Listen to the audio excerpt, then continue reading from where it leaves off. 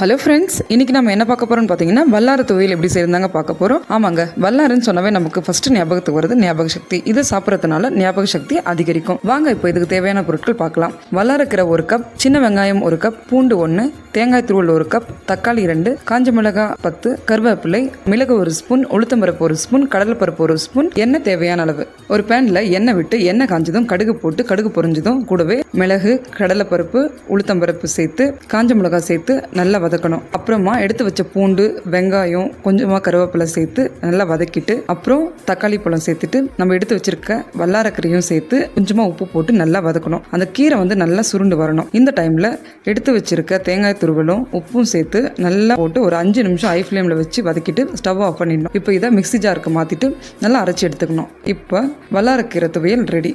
நீங்களும் உங்க வீட்டில் இதை ட்ரை பண்ணி பாருங்க. வாரத்துக்கு ஒரு முறை இதை செஞ்சு பசங்களுக்கு கொடுங்க. ஞாபக சக்தி அதிகரிக்கும். வாரத்துக்கு 2 முறை